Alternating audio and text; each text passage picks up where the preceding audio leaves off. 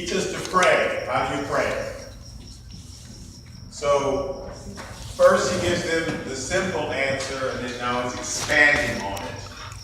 You pray, Father, have your will in my life, basically. That's how you pray. Father, who art in heaven, hallowed be your name. You're holy. Thy will be done. Thy kingdom come on earth as it is in heaven. That's what you're praying, that his will be done in your life. However, there's some stipulations. Because it's not like Jesus is trying really hard to get his will done in our life. It's not just, oh, I want to get my will done in that person's life. It's upon us to hear what his will is and follow. It's on us to be obedient to what he wants us to do. So Jesus is not trying to figure out what his will is. He's just trying to help us figure out how are we going to know. How are we going to know what it is that he wants us to do so we can cooperate and not be going against it? So you ask, how do I get there? And somebody gives you direction. Now you got to follow the signs, just like he's going to follow the signs so we can get and go visit Esther Fisher in the hospital. You got to follow the signs and make sure you're not going against the one-way street. Where is she? Low Company of Mary? Say that again. Which hospital is she in? Providence, Little Mary. Okay. Little Company of Mary in Torrance. So we just get directions. Mother Long. So we can know where she is, how to get there. But it's still up to him to stop at the stop signs, go at the go signs, make sure he's going down the right street, turn that, And that is exactly what we're trying to do when we ask God, your will be done in my life. So he started to give him instructions. Here's the ways that you can stop yourself from understanding his will. Unforgiveness. It says when you stand praying, the very next thing it says you got to forgive. You got to make sure you forgive. You got to make sure you don't worry, because that's going to take up your thought life. Somebody you're mad at. He says, don't worry. You worrying about the solution. You try to figure yourself out. You're not going to hear what God tells you to do. You worry. He says, don't judge. You sit around judging people. You're not going to be able to hear what God's saying to you because you have your too many thoughts about what somebody else should be doing. And we have very strong ideas, I know that I do, about what somebody else should be doing. Well, what you should have done was. But while you're spending your time doing that, you're not hearing. So I want to emphasize, the old picture was we're out there waiting for God to speak to us. We're in the valley waiting. But the real picture is God is constantly speaking to us. We just are talking too loud and have our minds on too many other things and we're not hearing him. So God's not withholding information from us. He speaks to us in various ways. Mary wrote them down one time. Oh, I don't know. But he speaks to us in a still small voice. He speaks to us through his word. There's many ways that he speaks to us. Through circumstances. He's always speaking to us. Through other people, through our fellowship. But and people will say little things that if you're really paying attention, you'll go, oh, that's the Lord. Marion's good at that. Listen to somebody and he'll get something out of it. Oh, what you just said there. But you have to be looking for it. I'm not picking on Marion, but he assumes God's going to speak to him through somebody. That's his assumption. So he's waiting, So we got to have that assumption. God's going to talk to me today. I know he's going to say something to me today. But you can't hear it if our mind is clogged up with other stuff. So Jesus is going through a list of things that's going to just stop. So the last thing he said is you trying to fix somebody. That's where we were last week. If you spend your time trying to fix somebody else, then you can't hear the fixing that God's trying to give you. Remember, he says, how can you take out the speck that's in your brother's eye when you got a plank in your eye? So you're trying to say what you should do. He says, if your mind is preoccupied on what you should say to somebody else, you're not hearing what I'm saying to you. Plus, he said, that person, you can't change him anyway, unless they ask you. The people that come to you and say, please, I need your help. Please, I need your advice. Don't listen. The people you go up to and say, you're doing this wrong, and you need to, you're just casting your pearls before swine. They're not listening to you anyway. Okay, so we're starting Matthew chapter 7. This is still Jesus, still talking about how you can end up doing God's will. Because that's what the prayer is, thy will be done. So we'll be Matthew chapter 7, verse 12 through 14.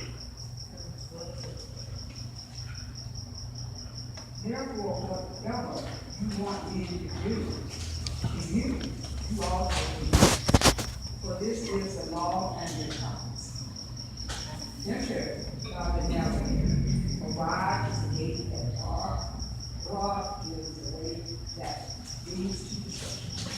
And there are many who go in it, because narrow is the gate, and difficult is the way which leads to life. And there are few who find it. So whatever you want men to do to you, if you want people to be nice to you, you be nice to them. If you want people to give to you, you give to them. He says that's the law of the prophet. God set that in motion. Whatever you put out, that's what's going to come back to you. But enter by the narrow gate, because being mad at somebody is easy. Being disgusted with somebody, being frustrated with somebody, letting somebody stress you out, having an opinion of what they should be doing, that's the broad gate. Everybody walks in there. Narrow is the gate that actually leads to life, but that doesn't lead to anything. You correcting other people and you being frustrated. Now again, if God puts something on your heart to tell something, if it's God, then that's fine. You just be obedient to God. But most of the time, He wants us to shut up and listen to what He's trying to fix in us and not be fixated on other people. So that's a narrow gate to walk through. But that leads to life. Listening leads to life. Talking tends to lead to death. So, Matthew 7, verse 15 through 19.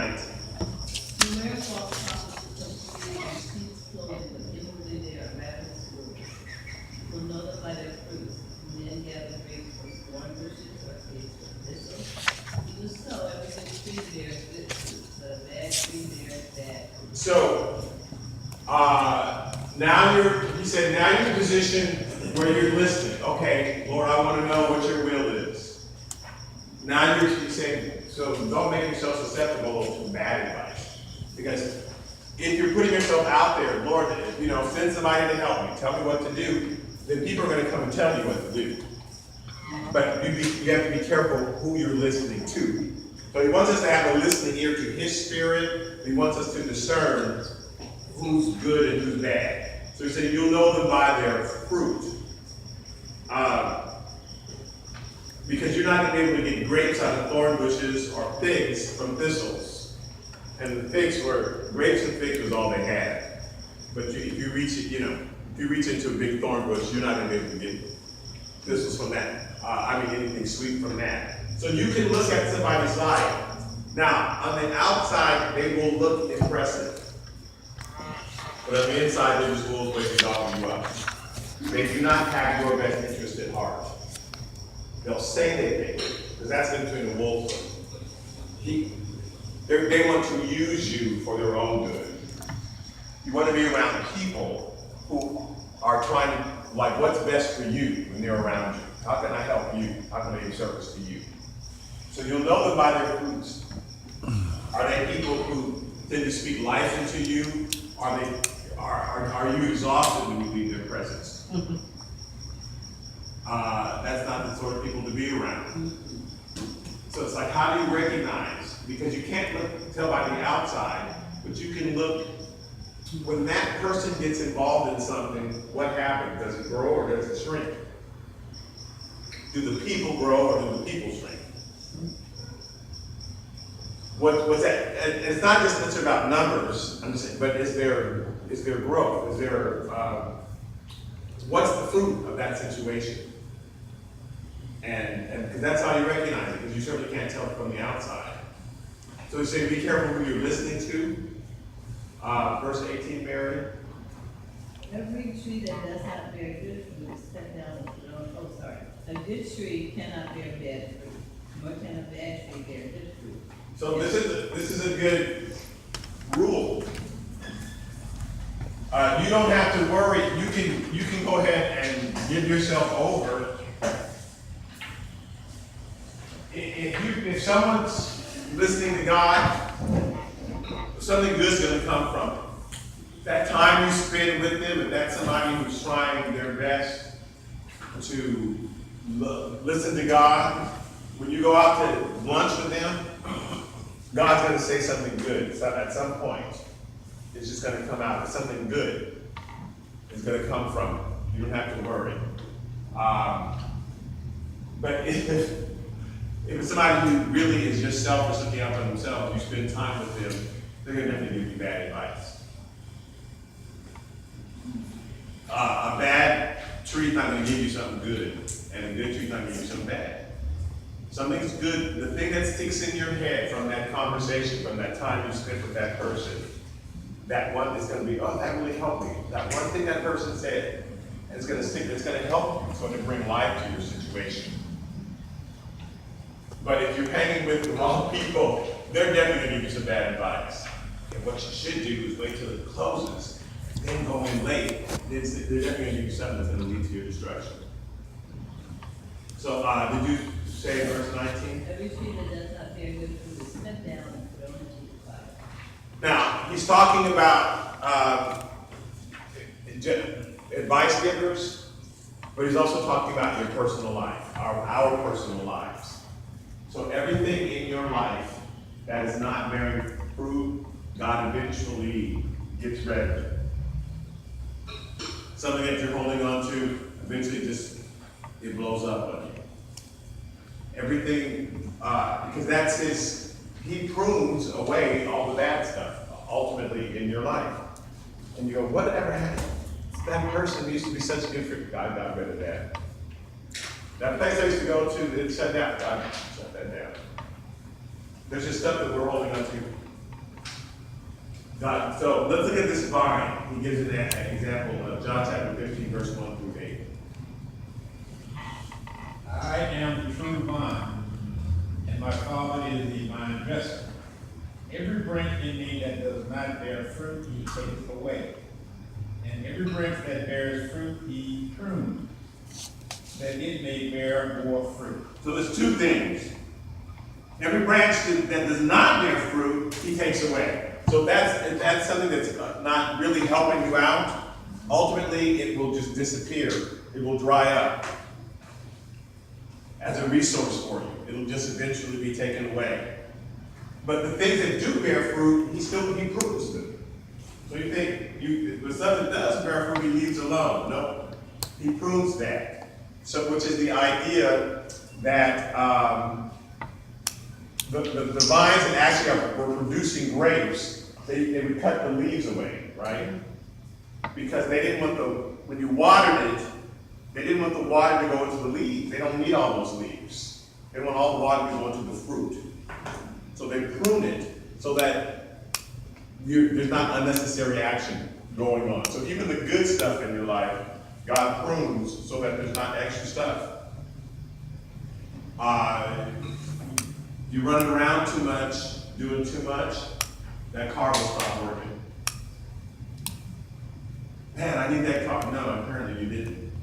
God was trying to speak to us. And all of this is about hearing his will. They asked him, how do we praise this? Pray thy will be done. And everything he is saying now is for us to figure out how his will is done in our life. Here's one way, the pruning. And so we got to pay attention to that. What is God pruning and getting rid of in your life that you're still trying to hold on to, trying to bring back? That means we're not listening. You ask for his will to be done, and he's getting rid of stuff. That's part of his will being done in our lives. So he prunes that it may bear more fruit. Verse 3, you reading, sir? You are already clean, because of the word which I have spoken to you. Abide in me, and I in you. As the branch cannot bear fruit of itself, unless it abides in the vine. Neither can you unless you abide in me. So you can't bear fruit unless you, I mean, we all know this. The more time you spend in the Word, the more time you spend talking, it's got to be equal. It can't be, I read my Bible for 2 hours, and it has to be, I talk to God for 2 hours and I read the Bible for 2 hours. Because if I just go home and read about my wife and not talk to my wife, it's not going to be a great relationship. She says, hi, I heard about you today, but you said you didn't say anything to me for 30 minutes. All you did was read about me. We really have to get used to talking to God just all day long. And then shutting up and listening. And then looking for answers. But if we are abiding in Him, if we're just like afraid to go to the store, afraid to go anywhere without talking to Him the whole time, we need to get that way, where we're just going down the shopping cart out, okay, Lord, should I get this? Do you think I should, those vitamins, instead of talking to yourself, just talking, abiding, if you live in me, and my word, and He means my written word, and my word that I speak to you is abiding in you, just living in it, and that's where you live. That's where you spend all your time. Then you'll have good results. A branch cannot bear fruit itself unless it abides in the vine. So verse 5. Go ahead and read verse 5. I am the vine, and you are the branches. He who abides in me, and I in him, bears much fruit. For without me you can do nothing. Go on. If anyone does not abide in me, he is cast out as a branch, and is withered. And they gather them and throw them into the fire, and they are burned. Right, because we're disconnecting ourselves from the source. As soon as you take it's like when you take the banana off the tree, it starts to die, right? Because the source is gone. So anything in your life that you're doing where you're disconnected from God in order to do it, it's just going to dry up, wither, and He'll make sure it gets burned up. Verse 7. If you abide in me, and my word abide in you, you will ask what you desire, and it shall be done for you. Now this is a promise. If you're abiding in me and my words are abiding in you, the words that I speak to your spirit, which means so this comes after you stop, you have to forgive. And when you stand praying, forgive. This comes after you let go of all that resentment. When you stop worrying about tomorrow, what am I eat, what am I get, and you're just praising God all in. When you stop judging, judge not that you may not judge. When you stop casting your pearls before swine, when you're trying to manage other people's lives, when you're doing unto others, if they do it to you, when you're giving, after you've done all of that, and then you're abiding in Him, you're starting to hear God's words now. Because you let go of all the other stuff. It's hard, it's like a brainwashing has to take, cleansing. Where, so because the devil's going to come in and say, oh, you should do this, or that's his job. To tell you stories, they don't really like you. Nobody appreciates you. That is all your own insecurities. You're alone. You don't have any, whatever. They're trying to take you. The devil tells us all sorts of stuff, and we go, yeah, that's true. And we have a conversation with the devil all day long. The Lord is not saying anything of that to you. God's not whispering in your ear. Nobody's on your side. God would never say that.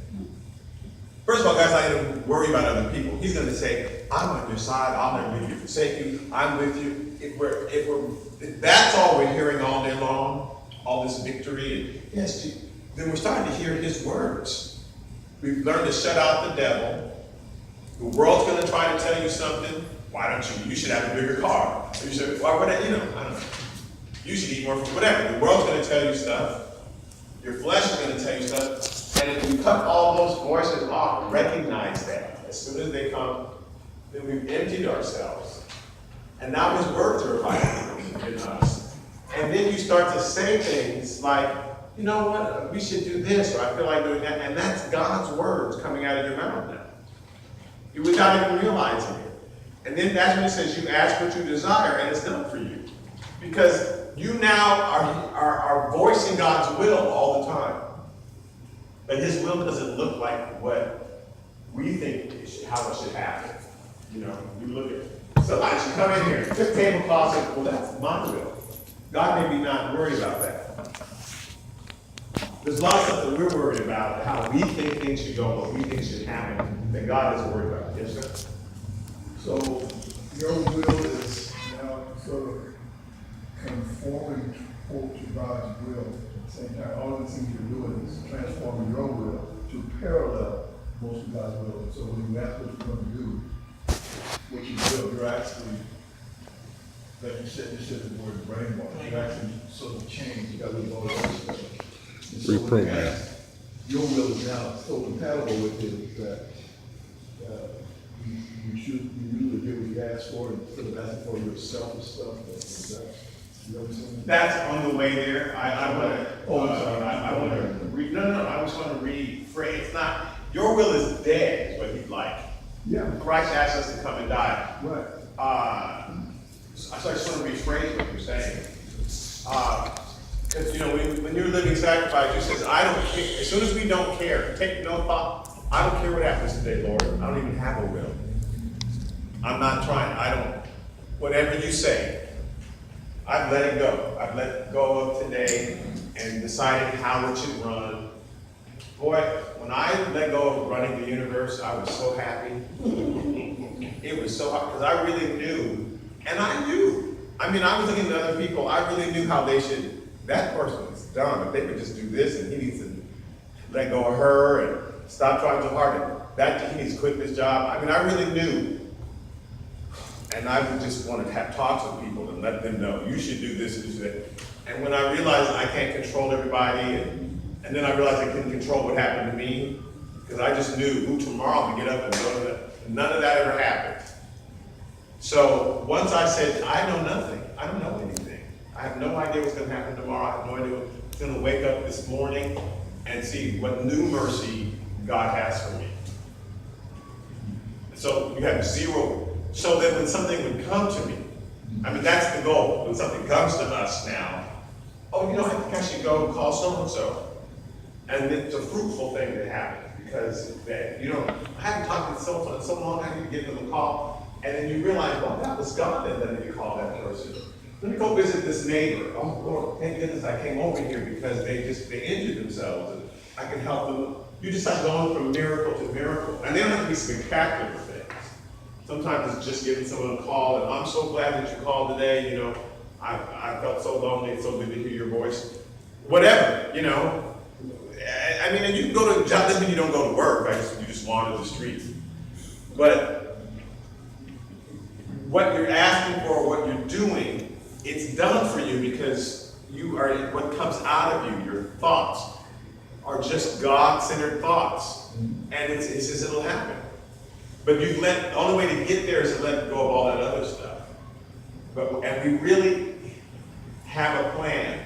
It's hard to let go of our plans. It's hard. We wake up in the morning and it's hard to, okay, wait, this done and that done, I've got to, and then when it doesn't work out, well, I should just try harder as opposed to, maybe God didn't want that to, you know, we don't consider that we're actually, even though it looks good, our plan, that it's not in line with God's plan. So either Jesus is lying or delusional, or we got to change what we do because he says, if you're abiding in me, as opposed to just getting and fooling yourself into thinking you're abiding, but you actually live in him. Then you ask what you will, and it doesn't. Because you're saying your will be done. And it is his will that comes out of your mouth. It is his thoughts that come into your thoughts. And again, we're not looking for a spectacular thing. They're still supernatural.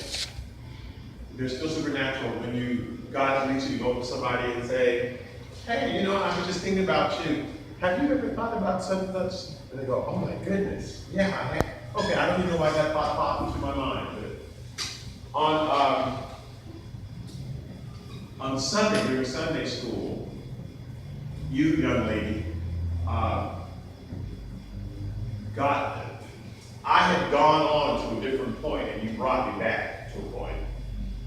were saying, I just feel like, like saying that you gotta have faith, you gotta believe, and it may take a long time, but you have to be patient. Just like Abraham and Sarah were waiting for that baby, and it took all that time to have that child, but you just can't sometimes go get things right away, but it's faith, it's patience. You said that. Then another gentleman who's sitting over here, 2 minutes later, just stopped everything. He says, and he brought up the same thing again. Sarah and Abraham were waiting for that baby. They're waiting for that baby.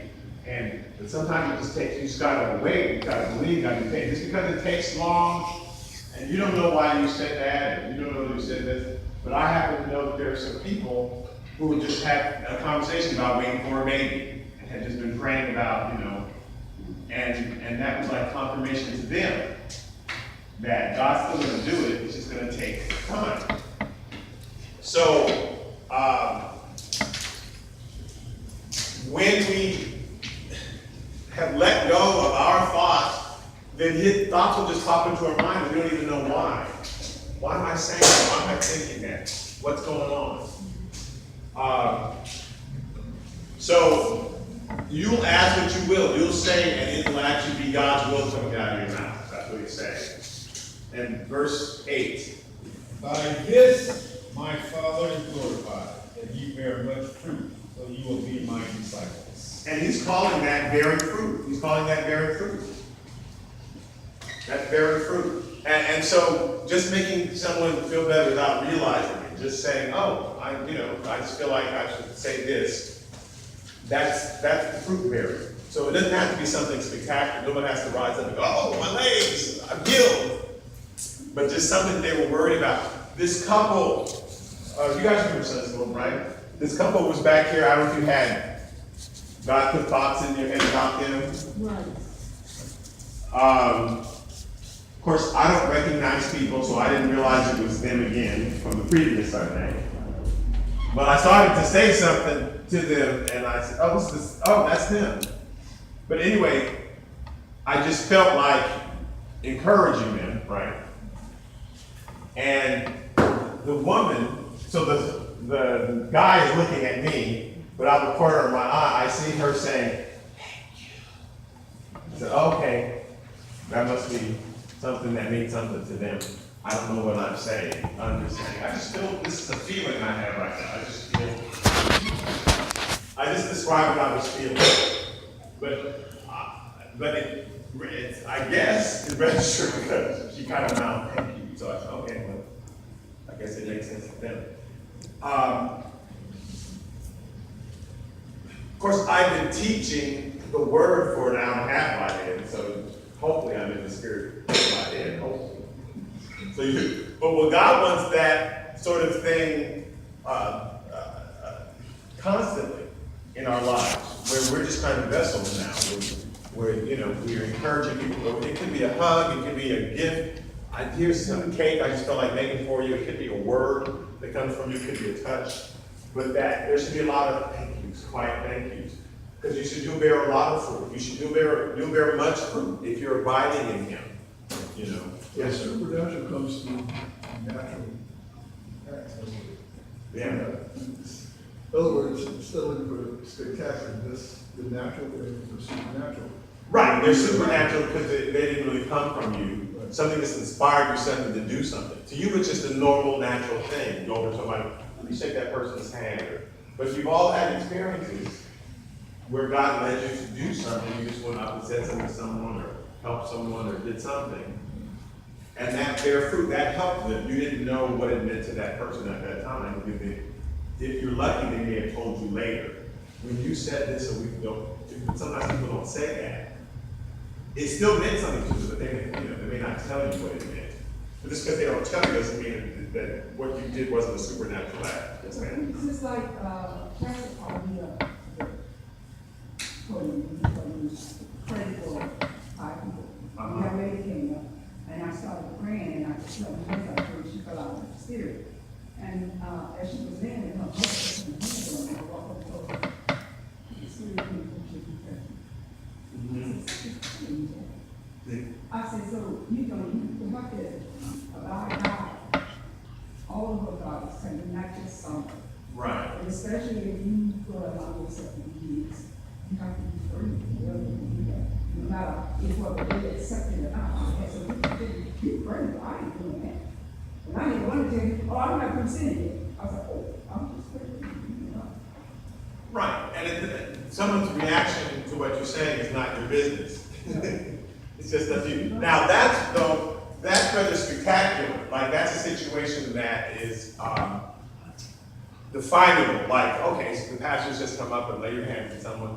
But I'm talking about just little, small things on the bus, at work, little ways that God may just lead you to say. But he's able to do that often when you're not suspecting, when you can stop worrying for a second. Like if you're praying for Andrew, praying for something, sometimes the Spirit of God will just tell you, don't worry about it for a while. Go to the beach, go to a movie. And when you stop thinking about it, when you stop worrying about it, that's when an answer will come to you. That's when you let go of it, and you got distracted with something, you know, make a cake. And you're in the shower, and you're washing dishes, and you go, oh. But you finally got your mind off of trying to fix it, and that's when we're able to hear. The reason God speaks a lot from dreams is because you can't control that anymore. You're asleep. So he'll send you a dream because you're finally not trying, you know, you can't, when you're asleep, you're not in control. All day long, you can think about this and try to figure out that. Wait, go here, continue on there.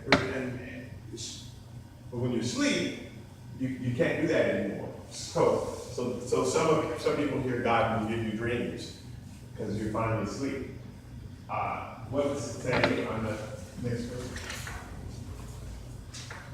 Okay, so let's go back to, so we're back to Matthew now, Matthew 7, chapter 7, verse 20. Someone read that? Therefore, by their fruits you will know them. Okay, keep going. Right, next verse.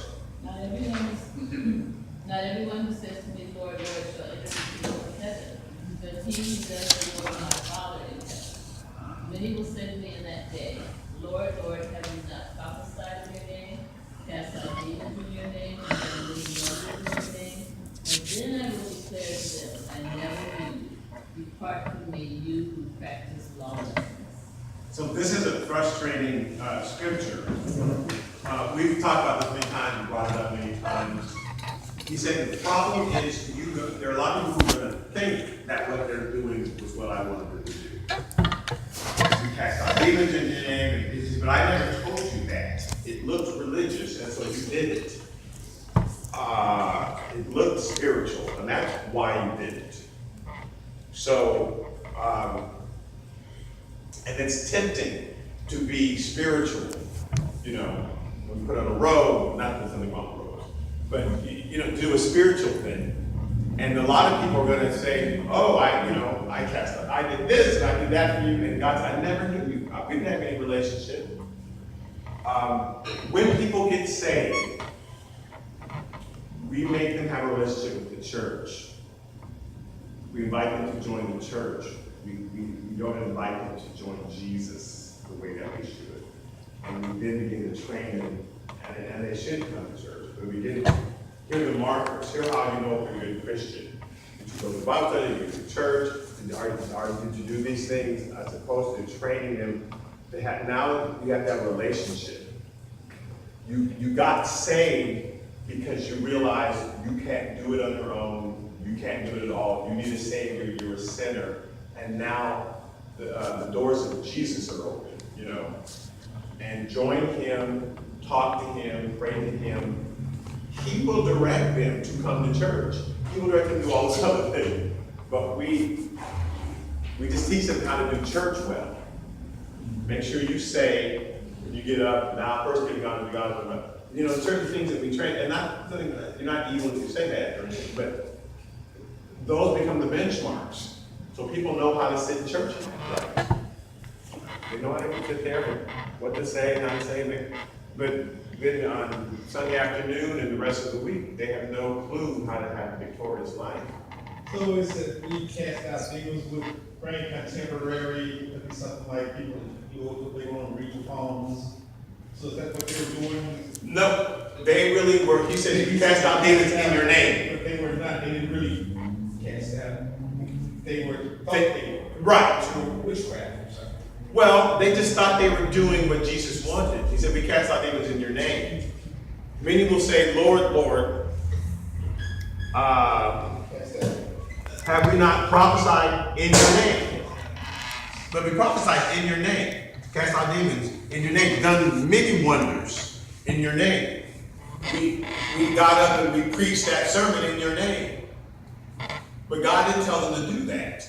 So if somebody is in a wheelchair and I walk over to them in front of the congregation, rise and be healed in Jesus' name. Well, that's well intentioned. But God may not have told me to do that. So God's not impressed that I did that. Right. If they take up an offering and I say, I'm giving $1,000 to help the homeless. If God didn't tell me to do that, I get no points for that. When I get to heaven, God said, why did you do that? I didn't do that. I didn't tell you to do that. Right.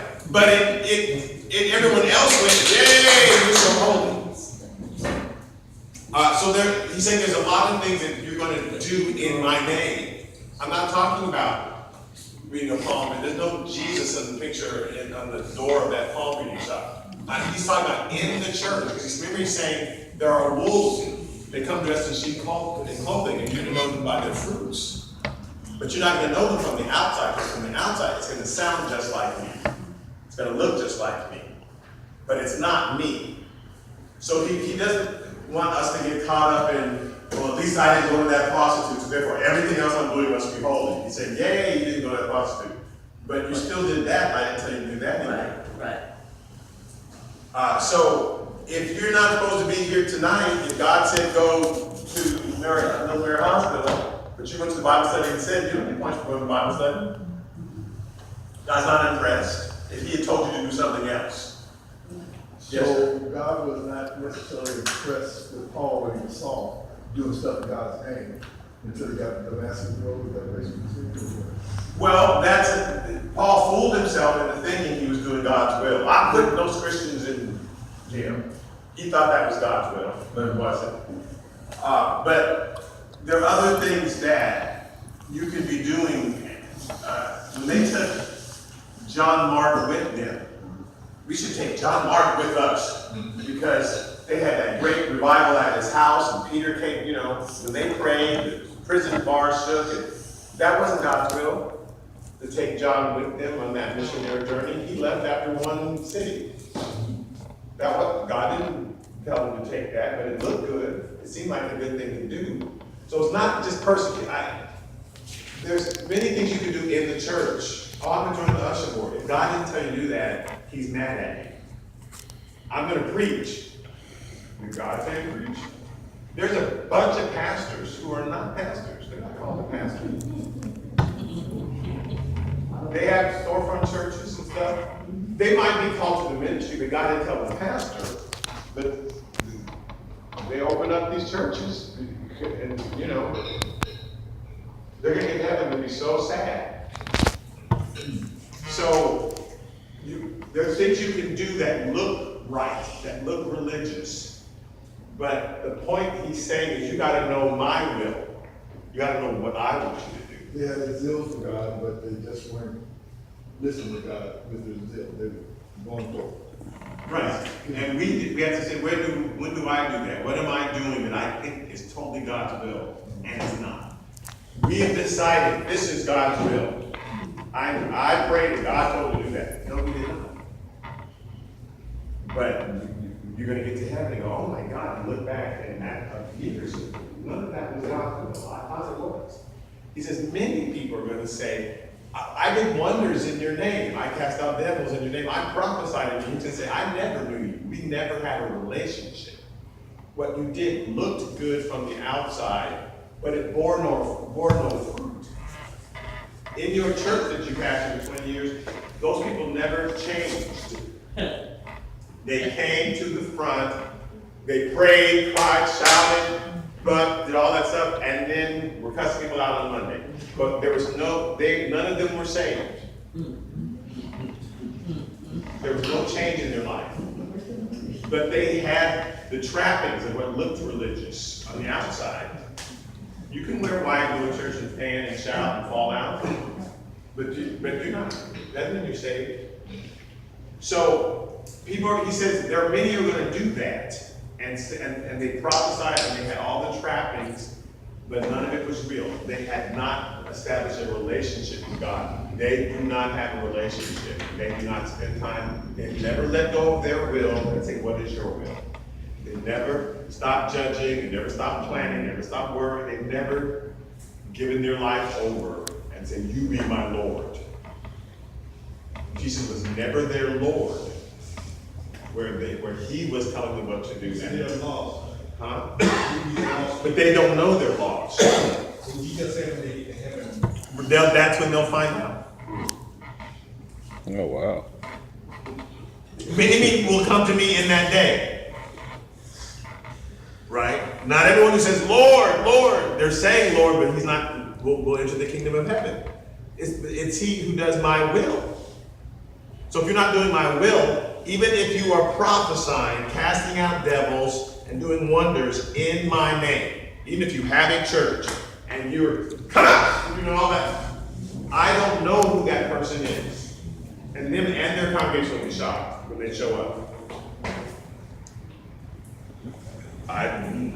That's exactly what it says. And then I will say, "I never knew you.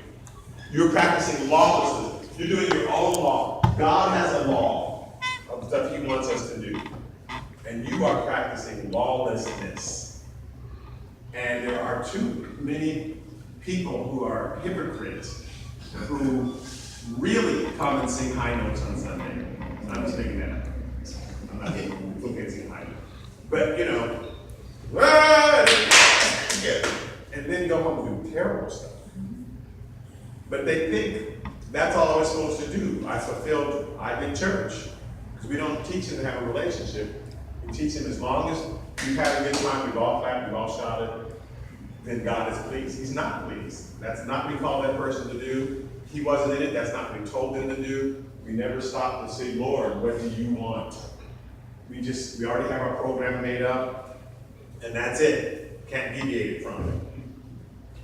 The April group has to do announcements today, but God wants that person to know. We decided last year that the April group's going to do that.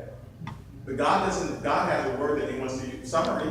We've already decided that the April group is going to do the announcement. And then we don't stop and say, "What do you want?" So he's just not in it, and so there's no fruit from it. There's no fruit. There's the trappings. It looks nice, but it's full of thorns. It's a rose bush. It's just full of thorns. There's really thorns all over. So he says you have to be careful. Okay. So be doers of the word. Matthew 7 is going to be 24 to 27. You get two examples of what a doer, how doer is different from a hearer. Therefore, whoever hears these sayings of mine and does them, I will liken him to a wise man who built his house on the rock. And the rain descended, the floods came, and the winds blew and beat on that house, and it did not fall, for it was founded on the rock. But everyone who hears these sayings of mine and does not do them will be like a foolish man who built his house on the sand. And the rain descended, the floods came, and the winds blew and beat on that house, and it fell, and great was its fall. So, yeah, not talking about prayer. You started by saying, "Thy will be done." So he said, "Now I'm going to tell you what my will is." So if you hear